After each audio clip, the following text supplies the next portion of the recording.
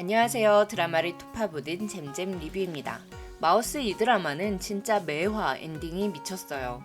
확실히 채란 작가는 어떻게 끝내야 시청자들이 다음 회를 보는지 잘 알고 계신 것 같아요. 정바름이 이재식의 목을 조르고 있는 걸 고무치가 목격한 것처럼 끝이 난 마우스 13화. 이 장면을 보고 어떻게 14화를 안 볼 수 있겠어요. 하지만 이제 우리 이런 엔딩에 더 이상 속으면 안 되죠. 이런 식의 엔딩이 한두 번이 아니었으니까요. 12회 엔딩 때도 고무치가 이해가 가지 않는 사람의 DNA가 강덕수 사건의 흉기에서 발견되었다고 하길래 이 DNA가 정바름 거거나 성유한의 것이라고 생각했었단 말이죠. 그런데 감옥에 수감되어 있는 재소자 이재식의 DNA라니. 이재식은 구동구가 재소자들의 싸움을 말리지 못해 괴로워하던 장면에서 잠깐 나왔었잖아요. 그 당시 동구가 바르미의 집에 흘리고 갔던 넥타이가 계속 찝찝했었는데 그 넥타이로 이재식이 사이코패스 유전자를 갖고 있는지 확인했었다니. 정바름이 이재식을 눈여겨봐왔던 시점이 고무치의 목을 조르다가 자신의 손을 돌로 내리쳐서 다쳤던 때라는 것도 소름 끼쳤어요. 특히 강덕수를 죽인 흉기에서 교도소에 복역 중인 사람의 DNA가 나온 것은 경찰에 대한 여유와 조롱일 거라고 말한 고무치에게 정말 그게 이유일까요? 라고 혼자 읊조렸던 정바름의 대사가 이런 이유들을 내포하고 있었다는 게 너무 소름 끼치더라고요. 진짜 한 장면 한 장면이 허투루 나오는 게 없이 모든 장면이 떡밥이었습니다. 하지만 아쉬운 점도 있었는데요. 솔직히 설정이 조금 자기적인 부분들이 있는 것 같아요. 하필 성지은이 미수 사건의 피해자라는 것도 작가의 길은 전혀 관심이 없었던 것 같은 오봉이가 며칠 밤을 새는 동안 수성 연쇄살인 사건을 조사했다 해서 갑자기 명탐정이 된 게 드라마를 위한 설정들이긴 한데 이게 좀 너무 뜬금없는 것 같은 느낌을 받았습니다. 하지만 성지은이 미수 사건의 피해자가 될 수밖에 없었던 이유가 있는데요. 그 이유는 성지은을 구해줬던 남자의 정체와 관련이 있습니다. 굉장히 치밀하게 짜여진 서사라 놀랍더라고요. 13화 리뷰는 성지은을 구해준 남자의 정체에 대해 톱파보겠습니다. 1995년 수성 연쇄살인 사건의 진범에게서 성지은을 구해줬던 남자는 죽게 놔두지 왜 살렸냐는 성지은의 물음에 그녀의 배를 한번 쳐다보더니 아이를 꼭 낳으라고 말했습니다. 과연 이 남자는 누구길래 남의 출산까지 신경 쓴 걸까요? 이 남자에 대해 알 수 있는 정보는 세 가지입니다. 1995년 당시 20대로 보였다는 점, 범인과 싸울 때 두 주먹을 가슴 앞으로 두며 준비 자세를 취했다는 점, 그리고 가장 중요한 건 한서준의 아들이 꼭 태어나길 바라는 사람이라는 거죠. 여기까지 정리했을 때 이 사람이 누군지 알아채셨죠? 이 사람은 바로 눈에는 눈, 이에는 이 방법으로 연골이 다 문드러질 때까지 구타를 당하다 사망한 프레데터의 피해자, 체육관 관장 송수호입니다. 체육관 관장은 헤드허터 사건의 피해자 송수정의 남동생인 거 기억하시죠? 체육관 관장은 권투 선수였습니다. 송수호는 2012년 GBBC 미들급 챔피언이었을 정도로 권투 실력이 뛰어났습니다. 또한 송수호는 1995년 당시에도 이미 권투를 하고 있었는데요. 송수정이 동생의 복싱 글러브를 사서 집에 들어오다가 헤드헌터에게 당했고 송수호가 우승 트로피를 들고 누나와 함께 찍은 사진이 그 증거죠. 자, 그럼 성지은을 구해주던 남자가 복싱 자세를 취한 게 그냥 나온 장면이 아닌 거라는 거죠.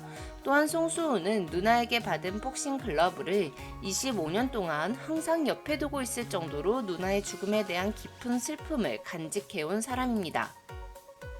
누나의 죽음에 대한 복수를 한서준에게 하고 싶었지만 한서준은 이미 감옥에 가 있는 상태였기에 송수호의 복수심은 다른 곳을 향하게 된 거죠.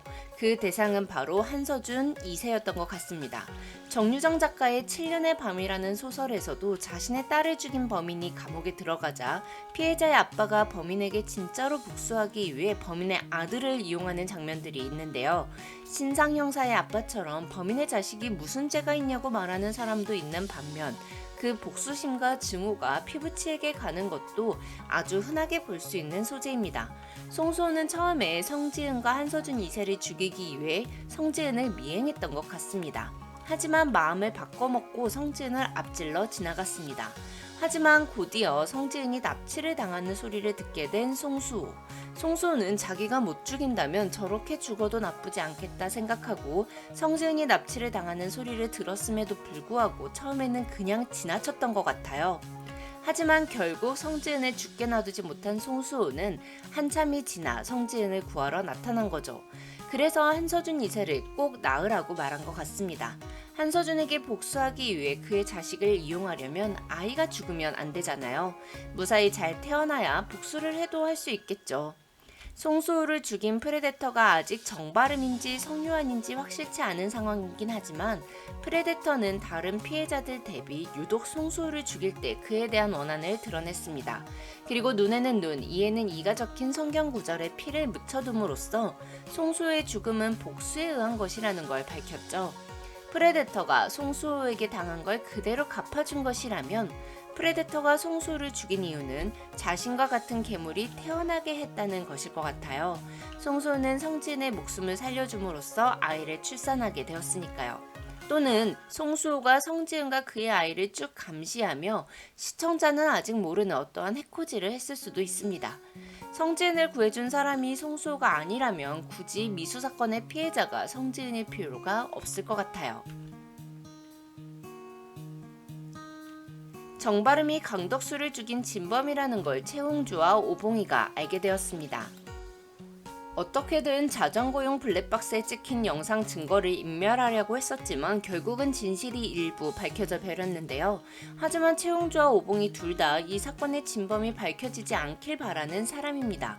특히 오봉이는 고무치가 범인이라고 오해한 이후 자신이 범인으로 몰리는 상황에서도 입을 꾹 닫았었고 고무치에게 양복까지 선물하며 고마운 마음을 숨기지 않았습니다. 최홍주 또한 오봉이가 죽였다고 오해하고 증거가 될 수 있었던 오봉이의 옷과 흉기를 자신의 집에 숨겨주는 행동까지 했고요. 또한 최홍주는 정바름에게 성유한의 뇌가 이식되었다는 걸 알고 있는 사람이죠. 자신이 비서실장에게 보낸 한서준의 뇌실험 테이프 때문에 뇌이식이 실행될 수 있었으니까요. 그리고 성유한의 뇌가 정바름에게 이식되었다는 걸 누구보다 숨기고 싶어하는 사람 중에 한 명이에요. 최홍주 자신과 아이가 이미 성유한과 연결되었다는 이유로 피해를 받고 있는 중이니까요. 오봉이와 최홍주가 정바름의 정체를 알게 되었다 할지라도 강덕수 사건에 대해서는 큰 이변이 없을 거라는 거죠. 그런데 이재식을 죽이려는 정바름은 다릅니다. 강덕수를 죽인 건 정바름이 오봉이를 좋아하니까 오봉이를 위해서 한 거다라고 생각할 수 있어요. 하지만 20여 년 전 이재식 때문에 무고한 사람들이 죽었고 또 다른 사람이 죄를 뒤집어쓰고 옥살이를 하고 있다 할지라도 정바름이 이재식까지 죽였다는 걸 오봉이가 알게 되면 바름이를 이해할 수 있을까요? 앞으로 어떻게든 정바름의 실체를 알게 될 오봉이의 행동이 궁금해지네요. 손가락에 문신이 있는 남자의 하루는 너무 바빴습니다. 정바름을 감시해야 하고 정바름이 일으킨 사건에 대한 증거들을 인멸해야 하고 이 정도면 주 52시간 근무로는 턱도 없을 것 같아요. 정바름에 숨겨진 조력자의 정체는 아직 밝혀지진 않았습니다. 이 사람이 완전히 처음 나오는 인물일 가능성보다는 이민수 형사일 가능성이 높긴 한 것 같습니다. 그런데 이민수 형사가 맞다 아니다가 문제가 아니라 진짜 문제는 이 사람이 데니얼의 편인가 대통령 비서실장의 편인가 두 가지인 것 같아요.